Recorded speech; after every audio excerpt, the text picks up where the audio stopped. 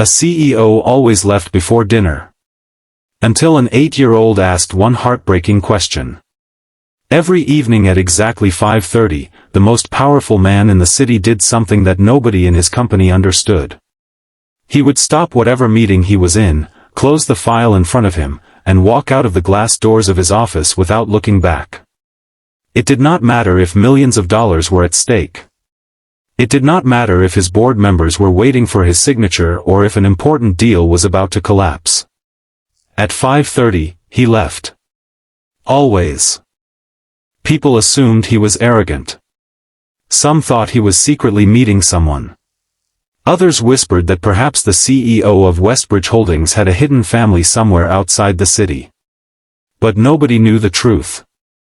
Nobody knew that every afternoon, a man who controlled hundreds of employees and signed contracts worth millions would sit alone in a quiet restaurant, staring at an empty chair across from him, pretending that someone was still there. If you believe that kindness can change a life and that everyone deserves a second chance, take a moment to like this story, share it with someone who needs hope today, and subscribe to Echo Tales Story for more emotional stories that remind us that sometimes, the smallest acts of kindness can heal the deepest wounds. His name was Everett Calloway, and at 47 years old, he had everything most people spent their entire lives chasing.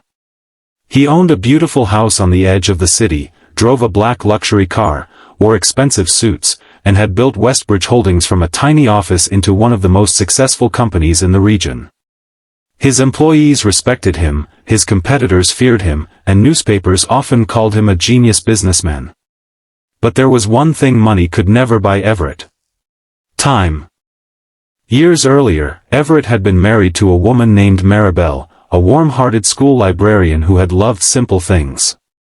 She loved gardening, homemade meals, afternoon walks, and family dinners where everyone sat together without looking at a phone.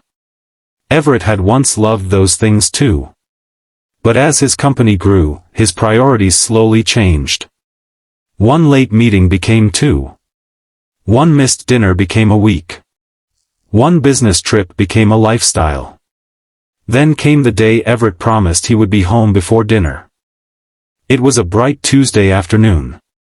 Maribel had prepared his favorite meal and their 8-year-old daughter, Serafina, had spent the entire morning making a small birthday card for him because she believed her father deserved to be celebrated for the success of his company. Everett had promised he would be home by 6. He never made it. That evening, while driving back from an important meeting, Maribel and Serafina were involved in a terrible accident. Maribel did not survive. Serafina survived, but she suffered a serious injury that left her with a permanent scar and a childhood memory she could never erase. Everett arrived at the hospital hours later. The first thing he saw was his little girl sitting alone in a hospital bed, holding the birthday card she had made for him. Her face was pale, her hair was messy, and one side of her forehead was covered with a bandage. She looked at him and asked the question that would destroy him for the rest of his life. She asked why he had not come home when he promised. Everett had no answer. He had spent his entire life believing there would always be another meeting, another opportunity, another dinner. But that night, he learned the cruelest lesson a person can learn. Sometimes there is no tomorrow. Serafina never blamed him directly. That somehow made it worse. Over the next few months, Everett became obsessed with his work. He returned to the office before sunrise and stayed until late at night. He convinced himself that being busy was the only way to survive the memories. But every day at 5:30, he left. Not because he had somewhere to go. Because 5:30 was the time he had promised to come home. He would drive to the same small restaurant where he and Maribel had once eaten dinner on their first anniversary. He would sit at the same table by the window and order the same meal. The chair across from him always remained empty. Years passed. Then, one ordinary Tuesday afternoon, everything changed. Everett had just finished a difficult meeting when his assistant, Coraline, reminded him that he had an appointment at a local children's charity. Westbridge Holdings had donated money to help renovate a community center, and Everett was expected to attend the opening ceremony. He almost cancelled. But something about the charity's name caught his attention. It was called the Second Chance House. Everett did not know why, but he went. The ceremony took place in a bright community building surrounded by trees. Children were running across the courtyard, volunteers were carrying boxes, and parents were standing together beneath the warm afternoon sun. For the first time in years, Everett found himself surrounded by people who did not care about his company, his wealth, or his reputation. They simply saw him as a man. He was walking through the building when he noticed an 8-year-old boy sitting alone at a small table near the window. The boy was drawing something on a piece of paper. He had curly brown hair, worn-out sneakers, and a blue backpack that looked too large for his small shoulders. His name was Milo, and unlike the other children, he did not seem interested in the celebration. Everett stopped nearby. Milo looked up at him but said nothing. Everett noticed the boy's drawing. It showed a family sitting around a dinner table. There were 4 people in the picture, but one chair was empty. For some reason, Everett felt his chest tighten. He asked Milo about the empty chair. The boy simply explained that his father used to sit there. Everett stood silently. Milo continued drawing as if the subject did not hurt. He explained that his father had left when he was 5 years old. He said his mother worked during the day, so sometimes he came to the community center after school because it was quieter there. Everett looked at the picture again. Then Milo asked him something that no board member, journalist, employee, or friend had ever dared to ask. He asked Everett why he always left before dinner. The question was so simple that Everett almost laughed. But he couldn't. He stared at the boy. Milo explained that he had seen Everett several times at the center during the week. Every time Everett visited, he left before the children ate their evening meal. Milo said he had noticed because he always watched people leave. Then came the heartbreaking question.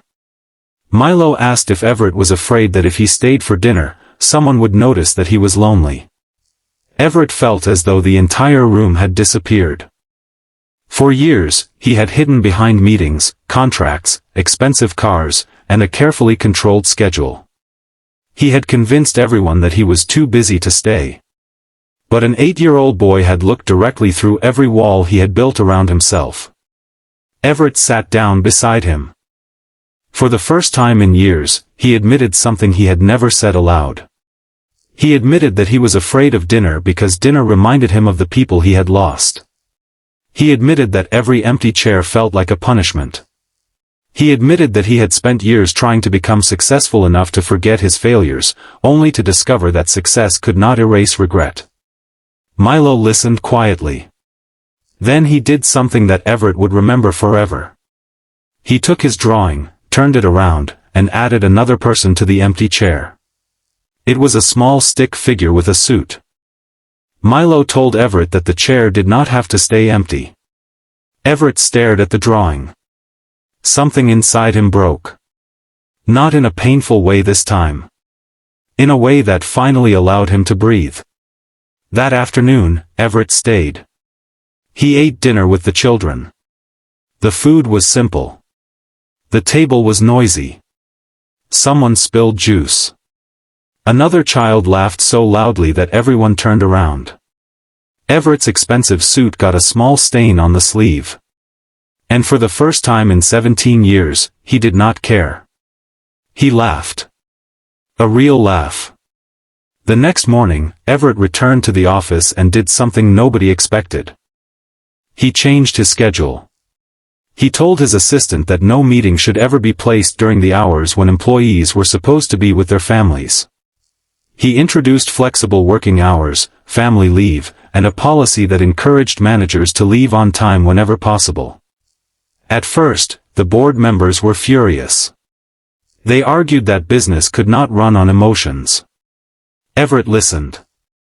Then he told them that he had spent 20 years building a company and had finally realized that a successful business meant nothing if the people inside it had to sacrifice their entire lives to keep it alive. But Everett did not stop there. He began visiting the Second Chance House every week. He helped fund scholarships. He supported families who needed temporary housing. He created a program that allowed children to spend afternoons in safe community centers while their parents worked. And every afternoon, at 5:30, Everett still left his office. Only now, he had somewhere to go. He went to the community center. He ate dinner with the children. He listened to their stories. He helped with homework. He learned how to draw terrible cartoon animals. And most importantly, he kept showing up. Milo became the child who changed his life, but Everett never tried to replace Milo's father. He understood that love was not about taking someone's place. It was about being present when someone needed you. Years later, Milo would still remember the first dinner they shared. He would remember the powerful CEO sitting beside him with a stained suit and a paper plate. But Everett remembered something else. He remembered the empty chair. The chair that had once represented everything he had lost. The chair that had taught him that grief could either become a prison or a doorway. One afternoon, Everett returned home earlier than usual. He walked into his house and stood in the dining room. The table was still there. The chairs were still there. For years, he had avoided that room. But that day, he opened the curtains and let the sunlight pour in. Then he placed Maribel's old birthday card on the table. The card was faded and worn from years of being kept in a drawer. Everett sat down. He finally allowed himself to cry. Not because he wanted to change the past. He knew he couldn't. He cried because, for the first time, he understood that Maribel's final gift to him had not been a tragedy. It had been a lesson. Life was never about how much money you made. It was never about how many people knew your name. It was about who was sitting beside you when the day was over. And sometimes, the person who saves you from loneliness is not a powerful adult or a famous friend. Sometimes, it is an 8-year-old child who simply notices that you always leave before dinner. Years later, Everett still kept Milo's original drawing in a frame on his office desk.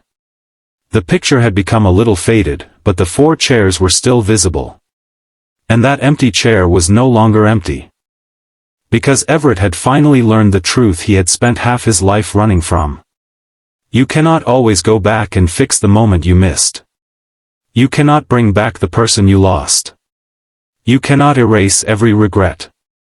But you can choose what you do with the time you still have. You can show up. You can stay.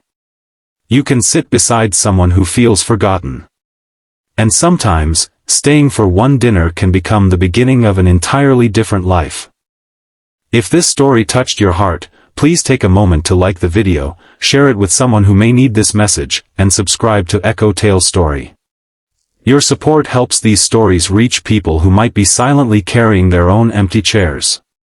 And before we reach the ending, I want to ask you something special. In the comments, write, "I will stay," if you believe that being present for someone can be more valuable than anything money can buy. Your one comment may remind someone else that they are not alone. Because somewhere in the world, there is always someone waiting for a person to stay. A child waiting for a parent. A friend waiting for a phone call. A lonely person waiting for someone to notice. And perhaps, like Everett, we are all given moments when we can choose. We can keep walking away. Or we can stop. We can sit down. We can listen. We can stay for dinner. And sometimes, that one decision is enough to change a life forever.